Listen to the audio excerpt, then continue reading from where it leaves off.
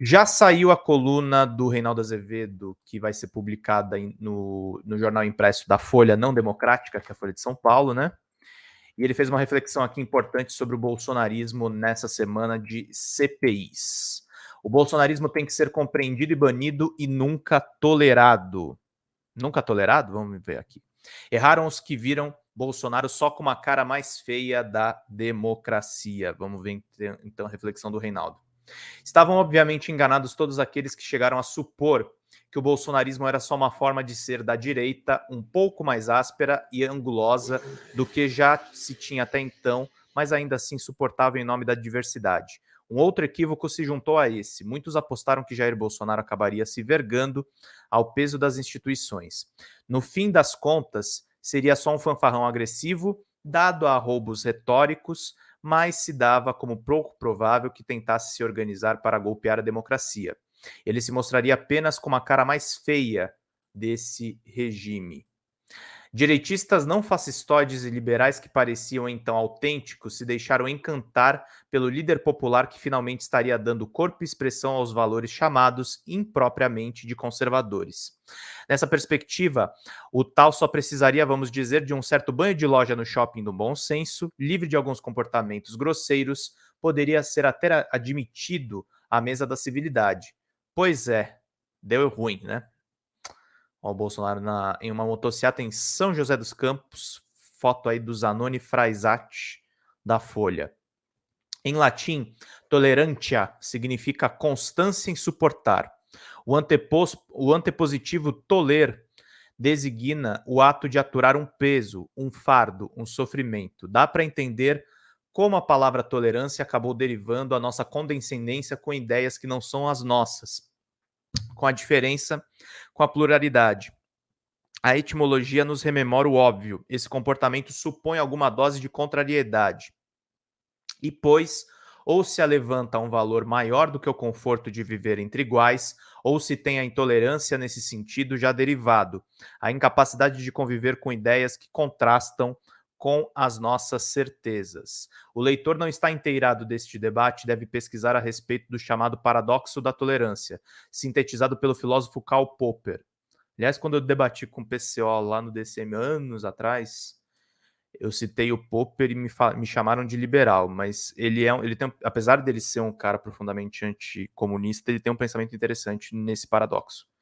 Indague-se, numa sociedade aberta, quaisquer ideias, proposições devem ser abrigadas, mesmo aquelas que, se realizadas, levariam ao fim das próprias regras que garantem a sua exposição, eliminando, e é uma consequência lógica, a própria tolerância. Exposta a questão de um outro modo, devemos ser compassivos diante da disposição do outro para nos eliminar? Vamos lá, gente, vamos curtindo aqui, estamos chegando agora em 100 curtidas, vão participando aqui e mandem superchats. Ah, compreendi, Reinaldo, por onde vai a sua conversa? Ela já embute o juízo de valor porque está dado o pressuposto de que isso, a que chama bolsonarismo, busca a eliminação do adversário e a sua imposição da vontade pela violência. A essa altura, convenham, não se cuida mais de falar de presunção a partir de mera retórica exacerbada, mas de um fato incontestável. São fartos os dados a indicar, por exemplo, que houve uma articulação da Polícia Rodoviária Federal sobre o comando de aliados do então presidente para fraudar o resultado da eleição. Na petição em que a PF pede a prisão de Silvinei Vasquez, fica evidente que Anderson Torres, então ministro da Justiça, tinha quando menos ciência do levantamento indicado às cidades em que Lula havia tido 75% dos votos ou mais, e elas foram alvos preferenciais dos bloqueios feitos pela PRF. Adicionalmente, revelam-se a cada dia aspectos daquele governo surpreendentes até para os críticos mais severos, a apontar que não se tinha propriamente uma governança. A coisa evolui para o escárnio. Mauro Cid, o onipresente ajudante de ordens, tentou vender um Rolex, como se o presidente tivesse sido dado a um muambeiro e não ao chefe de Estado do Brasil.